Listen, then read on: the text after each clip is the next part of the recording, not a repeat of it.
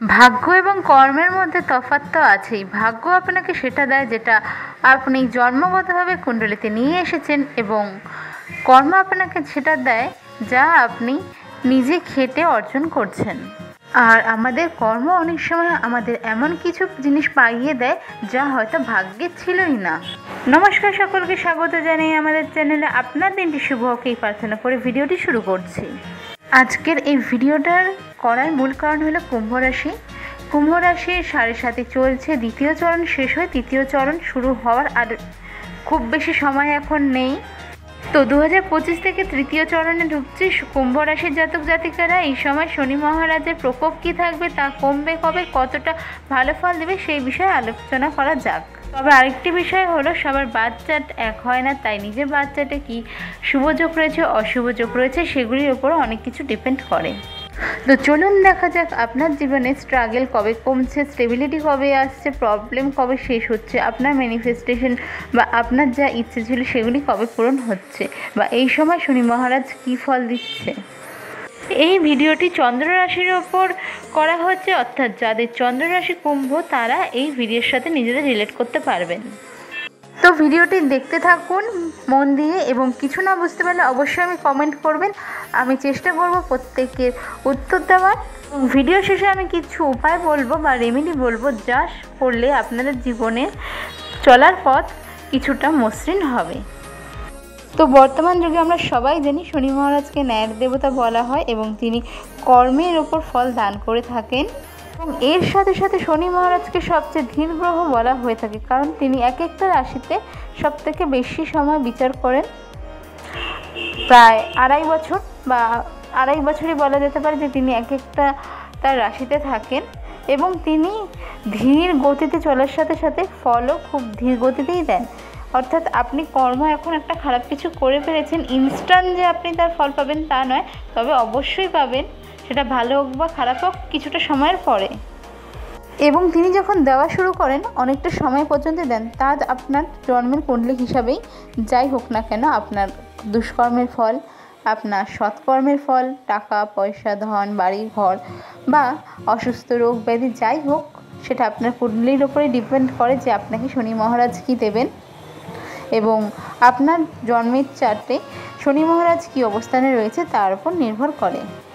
যেমন ধরুন, যার সপ্তম স্থানে শনি মহারাজ রয়েছে তার বিবাহর ক্ষেত্রে একটু দেরি হয়ে থাকে, অনেক সময় 25 থেকে 35 বছর পর্যন্ত হতে পারে, বা কোনো কারণে যদি তার যোগ থাকে যে আগে বিয়ে হয়ে গেল, তার জীবনে বৈবাহিক সম্পর্ক বা সুখের বৈবাহিক সম্পর্ক শুরু হতে হতে প্রচুর সময় লেগে যায়। বা ধরুন কারো 4 নম্বর ঘরে শনি মহারাজ রয়েছেন এবং পীড়িত রয়েছেন বা কোনো খারাপ অবস্থায় রয়েছেন বা দুর্বল রয়েছেন, সেই ক্ষেত্রে 4 নম্বর ঘর হলো হ্যাপিনেস অর্থাৎ খুশির ঘর।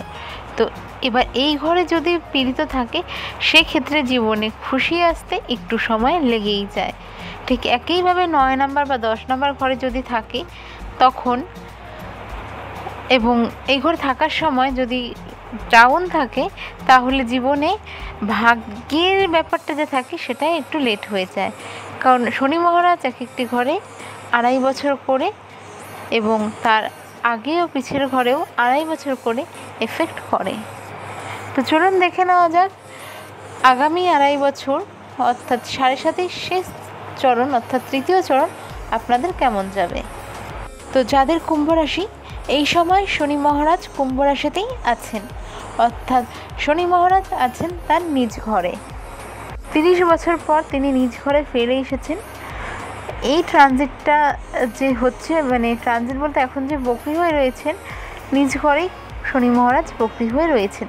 বকরির ব্যাপারটা আমরা জানি যে বকরির সময় গতি আরও ধীর হয়ে যায়, সব কিছু হতে অনেকটাই সময় লাগে।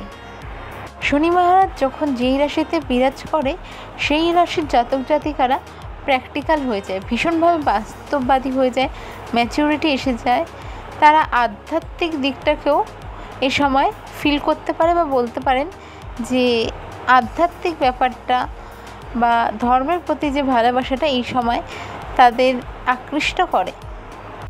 যাদের কুম্ভ রাশি তাদের চন্দ্র 11 ঘরে থাকে দেখি কুম্ভ রাশি হয়, এবং এই সময় যেহেতু কুম্ভ রাশিতেই বিরাজ করছেন শনি মহারাজ, তো চন্দ্র এবং শনির যোগের ফলে এই সময় কিছু কিছু জিনিস দেখা যাবে, যেমন মায়ের হেলথের দিকে এই সময় বেশ কিছুটা নজর দিতে হবে, কারণ চন্দ্র হলো মা।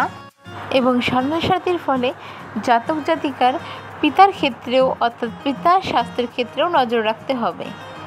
কুম্ভ রাশির প্রথমত 7.5 চলছে, দ্বিতীয়ত শনি মহারাজ কুম্ভ রাশিতেই এই সময় বিরাজমান এবং বক্রী হয়ে রয়েছেন, এবং গত 16 তারিখ অর্থাৎ 16ই সেপ্টেম্বর সূর্যের গোচর হয়েছে কন্যা রাশিতে। তার ফলে কিছু কিছু জিনিস আছে যেগুলো কুম্ভ রাশির সাথে এই সময় ঘটতে পারে। তার মধ্যে হলো পিতা বা পিতাসম, কুম্ভ রাশির জাতক জাতিকাদের পিতা বা পিতাসম যারা রয়েছেন এই সময় হেলথে প্রচুর রকম এফেক্ট দেখতে পারেন। চেষ্টা করবেন ট্রিটমেন্ট করানোর, গাফিলতি করবেন না। যেহেতু চন্দ্র এবং শনি এই সময় এক ঘরে রয়েছে, তার জন্য এই সময় মানসিক দুশ্চিন্তা থাকবে।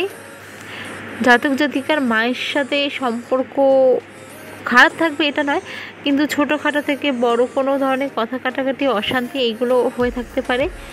অ্যাংজাইটি থাকবেই, তার থেকে নিজেকে বেরিয়ে আনতে হবে নিজেকেই। আর অ্যাংজাইটির কারণে ডিপ্রেশন, ফ্রাস্ট্রেশন হয়, আর এসব থেকে নেগেটিভ চিন্তাভাবনা আসে। তো যে কোনো ছোটোখাটো কারণে অত্যাধিক রাগ হওয়া, নিজের প্রতি নিজের একটা নেগেটিভ দৃষ্টিভঙ্গি, নেগেটিভ আচরণ, এই জিনিসগুলো এই সময় লক্ষ্য করা যাবে। তো বকরি চলাকালীন এই সিচুয়েশনগুলো তো আসবে, কিন্তু নভেম্বর মাসের শেষের দিক থেকে শনি মহারাজ হয়ে যাচ্ছেন মার্গী। তো মার্গী মানে হচ্ছে গতি এই সময় স্পিডে থাকবে এবং মানে সঠিক দিকে চলবে। অর্থাৎ এই সময় যদি আপনার অ্যাংজাইটি লেভেল 80 থাকে আর আপনি নানান ধরনের ডিপ্রেশনে থাকেন, তো হঠাৎ করে আপনার অ্যাংজাইটির লেভেলকে ডাউন করে দেবে। ধরুন আগে 80 ছিল, সেটা গিয়ে 30 থেকে 25, 30, 40 মানে এরকম একটা সিচুয়েশনে থাকবে। তবে থাকবে কেন? কারণটা হচ্ছে যেহেতু কর্মের ফল বা পাপী গ্রহ বলা হয় শনি মহারাজকে, আর এখনও আপনার তৃতীয় চরণটা থাকছে, তাই ওটুকুনো লেভেল পর্যন্ত অ্যাংজাইটি থাকবে। তা আপনার কর্মের উপর ডিপেন্ড করে। আর যদি আপনার কর্ম ঠিক থাকে তাহলে অ্যাংজাইটি আপনাকে ছুঁতেও পারবে না। তো যখন মার্গী হবে আপনারা আপনাদের কর্মের ফলগুলো পেতে থাকবেন। এবং আমি আগেও একটি ভিডিওতে বলেছিলাম যে প্রথম চরণ হয় বা দ্বিতীয় চরণ যা হয়, সেই চরণ থেকে তৃতীয় চরণ একদম অন্যরকম হয়। তৃতীয় চরণ হয় আপনাকে সব কিছু দেওয়ার, আপনার কর্মের ফল দেওয়ার সময়টা হয় এটা। তাই লাইফ যদি আপনি ভালো কাজ করে থাকেন 50 to 60% এই সময় বেটার আপনি সেটা ফিল করতে পারবেন। তবুও বলবো যে একবার নিজের বাচ্চাটা দেখিয়ে নেবেন যে শনি মহারাজ কী পজিশনে আছে। যাদের ভালো পজিশনে আছে তাদের জন্য তো বেশ ভালো সময় আসতে চলেছে। নভেম্বরের 3rd উইকের পরের থেকে আপনারা আস্তে আস্তে নিজেরাই বুঝতে পারবেন যে শনি মহারাজের যে সিচুয়েশনটা, অ্যাংজাইটিটা বা চাপটা আপনাদের উপর ছিল, আস্তে আস্তে ওটা কমে যাচ্ছে। একটা ভালো সিচুয়েশন বা ভালো দিকে অ্যাংজাইটি যেখানে আপনার তুলনামূলক অনেকটাই কম, এরকম একটা লাইফ আপনি লিড করতে পারবেন। এটা আপনি চাইলে নোট ডাউন করে নিতে পারেন। আমি এক্সাক্ট ডেটটা পরে জানিয়ে দিব এবং ডিটেলস ভিডিও দিয়ে দিব। তবে এই সময় বলছি নভেম্বরের 3rd উইক থেকে। তো 30শে মার্চ 2025 থেকে শুরু হয়ে যাচ্ছে তৃতীয় চরণ শনি মহারাজের। তো ফেব্রুয়ারি 3rd উইক থেকে মার্চ পর্যন্ত আপনারা এইটুকুন সময়ের মধ্যেও বেশ অনেকটাই ডিফারেন্স দেখতে পারবেন। তো যাদের এই সময় যারা এই সময় কুম্ভ রাশির জাতক জাতিকারা ভিডিওটি দেখছেন, তাদের বলবো সময় বর্তমান থেকে বা অতীত থেকে বেশ ভালো আসতে চলেছে। তো প্রথমেই বলেছিলাম ভিডিও শেষে কিছু রেমেডি দেবো। তো রেমেডিগুলো হলো যাদের 7.5 চলছে এবং কুম্ভ রাশি, সন্ধ্যাবেলায় সূর্যাস্তের পর আধা ঘন্টা থেকে 1 ঘন্টা হাঁটার চেষ্টা করুন। শনিবার করে শনি মন্দিরে সরষের তেলের প্রদীপ জ্বালুন এবং ছায়া দান করুন। মঙ্গলবার করে হনুমানজির মন্দির দর্শন করার চেষ্টা করুন দেখবেন অনেক বেটার ফল পাচ্ছেন।